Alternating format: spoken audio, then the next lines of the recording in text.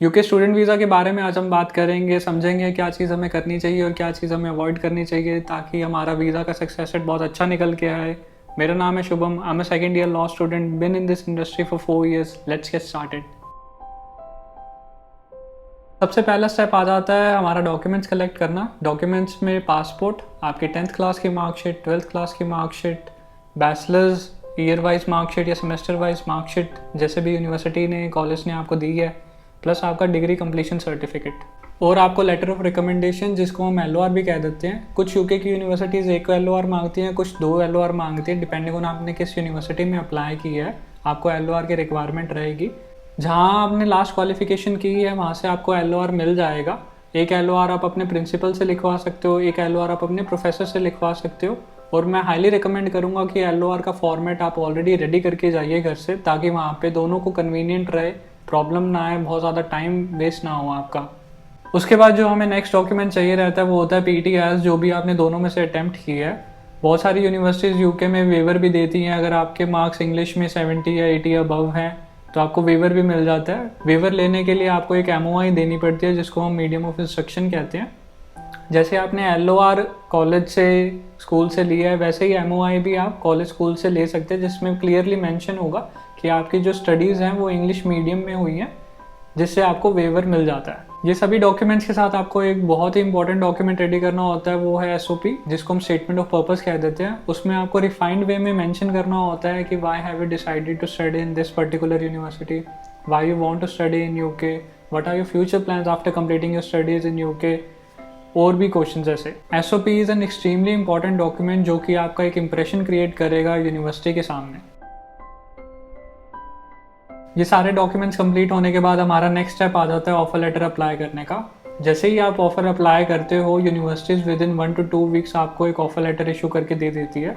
Offer letter 2 तरीके के होते हैं, conditional offer letter and unconditional offer letter. Conditional offer letter में आपको कुछ बेसिक रिक्वायरमेंट्स या बेसिक कंडीशंस मेंशन होंगी जो कि आपको फुलफिल करनी होगी so that you can get unconditional offer letter. वो कंडीशन कोई भी हो सकती है, रिवाइज SOP की हो सकती है, कोई पर्टिकुलर उनको डॉक्यूमेंट चाहिए हो आपसे वो हो सकती है। तो वो जैसे ही आप डॉक्यूमेंट सबमिट करते हो, यूनिवर्सिटी आपको एक अनकंडीशनल ऑफर इशू करके दे देती है। अनकंडीशनल ऑफर लेटर मिलते ही नेक्स्ट स्टेप हमारा आ जाता है ट्यूशन फी डिपॉजिट करने का। कुछ यूनिवर्सिटीज़ 3000 GBP मांगती हैं, कुछ 5000 GBP मांगती हैं, कुछ 6 मंथ्स की ट्यूशन फीस मांगती हैं, डिपेंडिंग ऑन किस यूनिवर्सिटी का ऑफर लेटर आपका आया है।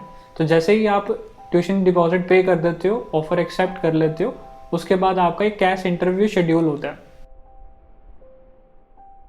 कैश इंटरव्यू में वही बेसिक क्वेश्चंस आपसे पूछे जाते हैं जो कि आपने SOP में मेंशन किए होते हैं। Why have you decided to study in this university, why have you applied for UK, what are your future plans after completing your studies. वो सारी SOP आपको अच्छे से पढ़नी पड़ेगी so that you can easily clear your CAS interview. Next step हमारा आ जाता है कैश लेटर का। कैश लेटर इशू करवाने के लिए यूनिवर्सिटी को हमें फंड्स भेजने होते हैं। फंड्स में आपकी 1 ईयर की ट्यूशन फीस प्लस 1 ईयर का लिविंग कॉस्ट दिखाना होता है। लेट्स सपोज आप 6 मंथ्स की ट्यूशन फीस पे कर चुके हो, तो जो रिमेनिंग 6 मंथ्स की ट्यूशन फीस है वो प्लस आपका 1 ईयर का लिविंग एक्सपेंस आपको दिखाना होगा, जो कि एटलीस्ट 28 डेज ओल्ड होना चाहिए, नहीं तो आपका कैश लेटर यूनिवर्सिटी इशू करके नहीं दे। जैसे ही आप ये डॉक्यूमेंट्स भेजते हो, university with in 1 to 2 weeks आपको कैश लेटर इशू करके दे देती है।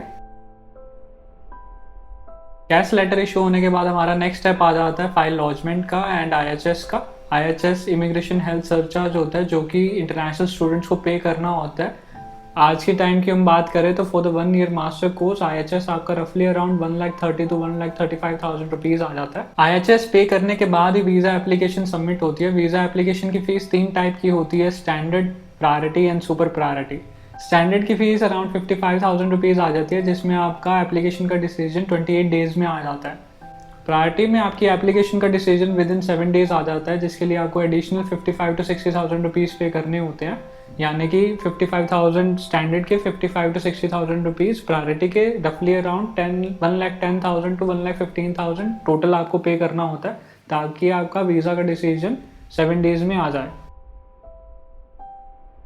वीज़ा एप्लीकेशन सबमिट होते ही आपको एक बायोमेट्रिक बुक कराना होता है। बायोमेट्रिक आप कोई भी अपनी सुटेबल लोकेशन पे करवा सकते हो। बायोमेट्रिक बुक होने के बाद आपको अपने डॉक्यूमेंट्स VFS ग्लोबल के ऑफिस में लेकर जाने हो, like passport, biometric appointment letter and other documents. यहाँ पे एक चीज़ का ध्यान रखने की ज़रूरत ये है कि जस्ट इन केस आपका एम्बेसी से इंटरव्यू आ जाता है तो आपका वीज़ा का डिसीजन थोड़ा डिले भी हो सकता है, रिगार्डलेस आपने प्रायोरिटी चूज़ करा है या सुपर प्रायोरिटी चूज़ करा है। So that's all for today's video. Thank you for watching. I will see you in the next video.